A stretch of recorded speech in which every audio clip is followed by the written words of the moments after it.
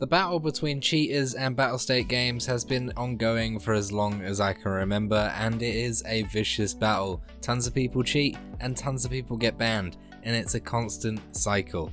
So BSG need to put things in place to dissuade people from cheating to begin with. The main reason people cheat in Escape from Tarkov is for RMT. They want to make real money from giving away items that they've cheated to collect. We know this, and BSG seem to know this also. A post from yesterday announced a few things that they are doing now to stop RMT from happening, and it was a very, very harsh way of doing it. So there was a post on the EFT forums yesterday. I'll read it out to you first, and then we could discuss what all of this means.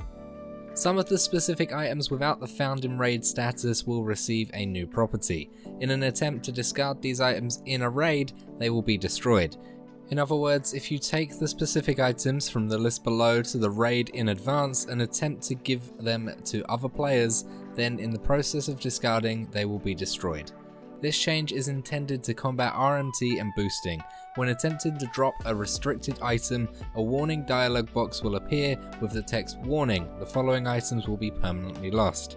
Some items without the found in raid status will be destroyed if a player tries to discard it from their inventory and ignores the warning, player places it in their backpack, pockets or chest rig and gets killed by another player, or tries to drop any container, backpack, chest rig or anything containing a limited item, and if a player dies, the limited items in their secure container will not be destroyed.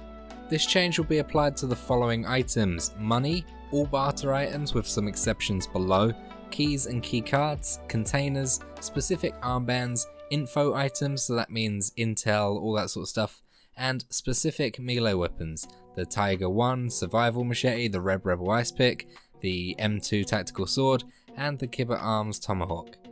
Items that can be discarded in a limited quantity are rubles, up to 20,000 rubles, 3 gold neck chains, 3 kite gunpowders, 2 tool sets, 1 roller submarine wristwatch, 1 paracord, 1 silicone tube, and 1 injector of each type. So, you can't drop items to anyone anymore, which will definitely hinder RMT. No longer can people buy 10 million rubles on a random website that they found for 50 quid, and then they just get dropped a backpack with a money case in it. And no matter what side of the coin you're on, whether you're for or against this change, you've got to see that is a good thing. RMTers can't drop anything to people that have purchased their services anymore. This will seriously hinder all of those websites you see online and stop the main source of why people are hacking. That being said, it's a pain in the ass for people that like to help their friends out in a raid. For example, if your friends are really low on money and you want to give them some money for the next raid set, then you could give them some money in a raid, they can put it in their secure container and you'd be happy normally, but now, no, your money will get deleted.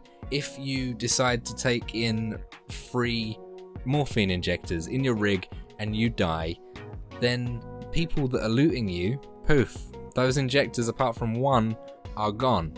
Now this only applies to items with no found in raid tag on it. For example, if you're in a scav run, this doesn't apply at all. You can drop anything to your friends, you can pick up anything, and you can pick up unlimited amounts of that. If you're in a PMC run, that's a little different story. It shouldn't affect people too much, not as much as they think anyway. The injectors, the meds, all stuff like that, sure, that's going to affect people, but dropping money for a car extract for your friend, that shouldn't be too hard, because the car extract, unless they're really down bad on Scav Karma, isn't going to cost 20,000 rubles. The only thing is, this accumulates over the raid, so if you've dropped 10,000 rubles and you later need to drop another 12,000 rubles, that won't work. If you need to drop a key to a friend or unlock a room for a friend, then you can no longer drop that key on the floor, let them pick it up, just in case you die so they can continue the quest without you. You now have to walk with them to that locked door, unlock it for them, and then go from there. And if they happen to die afterwards, you have to do it all over again. It's little things like that that is going to hinder people that don't play this game 24/7 and don't progress as quickly as other players. For example, I've seen tons of people say, I've got a full-time job, I can play this game 2 hours every other day. I don't quest enough, I'm gonna be behind on the quests, I'm used to these handouts from my friends. Fair enough, there is ways to go about it, but it's not what people are used to, it's very harsh in terms of stopping RMT, and it probably isn't gonna stop the cheating issue. People will no longer be able to RMT, sure, but people are now gonna move on to saying, I'll carry you through 10 raids while hacking so you can pick up all the goods yourself, and you can get loads of money that way, or other things like that. That's already going on, but it's not as prominent as RMT. So if you're gonna stop cheaters, then you need to think about it from all angles. I used to absolutely hate how many cheaters were in Call of Duty Warzone to the point that I stopped playing it pretty much as soon as it came out.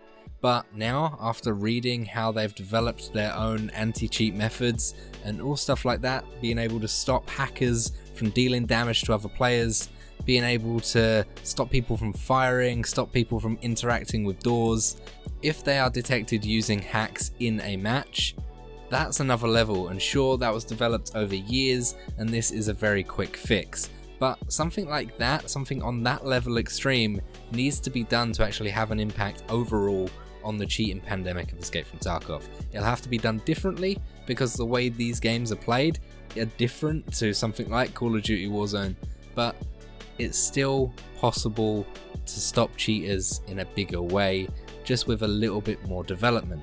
Now, I think this is great for a short-term thing. I think people should test it and see how it goes, and then comment your thoughts to BSG, and you know, they will listen, hopefully. And who knows, maybe we'll get used to it and it won't be a problem. There is one thing I do feel like we need to be careful of though, and that is the items that can be discarded in limited quantities, like the money, the injectors. I don't think that works. Me and Gray went into a raid the first time we heard of this as soon as it was released yesterday, and... Oh, actually, let's not fuck around. There's the... Oh, they're gone! Gone? You can't drop me a morphine anymore! If I... Oh my god, that's shit! Oh well. Imagine that! Oh mate, I'm low on meds, can you drop me a morphine, otherwise I ain't getting out of here alive. Nah mate, sorry. I dropped one morphine, there was no warning pop up, and it just disappeared. He dropped one Propitol, it disappeared, no warning message. He even dropped a chocolate bar, and that disappeared, and that ain't even on the list. The reason I think this was done was because BSG have been dealing with an influx of cheaters for ages now. They've probably seen it go skyrocketing through the roof, and they're probably dealing with a lot more hate and a lot more people getting frustrated with the game.